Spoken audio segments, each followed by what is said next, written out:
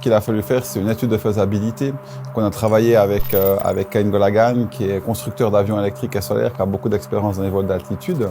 On a travaillé aussi avec Christophe Baïf, donc professeur au CMA à l'EPFL, donc tout ce qui est énergie solaire. Et on savait que c'était difficile, que c'était très ambitieux, mais on savait qu'on n'allait pas à l'encontre des lois de la physique. Il y a des phénomènes physiques qui nous sont favorables, d'autres qui nous sont défavorables. Ce qui nous est défavorable, c'est qu'évidemment, la densité de l'atmosphère, donc sa capacité de porter une charge, un avion, elle diminue. Et ça, évidemment, ça ne nous aide pas, parce qu'il faut de plus en plus voler vite pour créer la même portance sur les ailes. Ça veut dire qu'il faut de plus en plus d'énergie. Par contre, il y a d'autres éléments, d'autres lois de la physique, qui nous aident beaucoup en montant. Il y a un premier élément, plus on monte haut, plus on a de la puissance du soleil à disposition. Le deuxième phénomène qui nous aide beaucoup, c'est que le rendement des cellules solaires augmente quand la température baisse.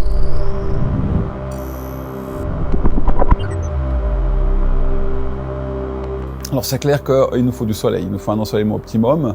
Donc c'est-à-dire qu'on le fera, si on est dans l'hémisphère nord, on le fera en été. Puis après l'heure, oui, il faudra partir au bon moment pour qu'on a besoin d'un maximum d'énergie, on ait un maximum d'énergie qui provient des cellules solaires. Donc oui, il y a une période et il y a une heure, on ne sait pas encore exactement, ça dépendra d'où on fera ce vol record.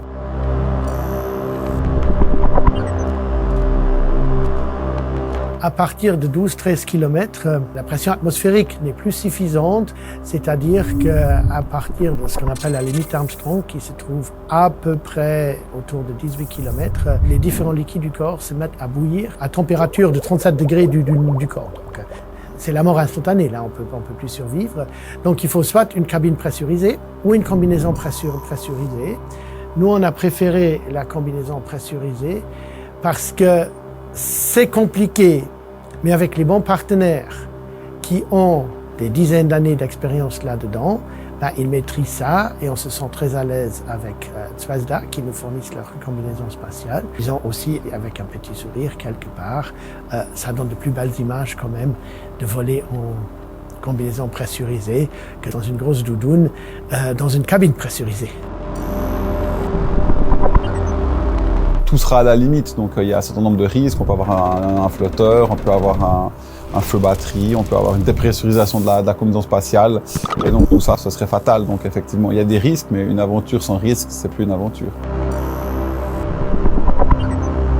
J'essaie de rester en forme, de courir tous les jours, en hiver de faire du ski, d'aller nager, donc ça c'est important. Je fais beaucoup d'escalade, ça c'est aussi là-dessus que je compte. Je vais essayer de grimper un peu plus pour avoir justement suffisamment de capacité au niveau des bras pour pouvoir voler dans une combinaison pressurisée.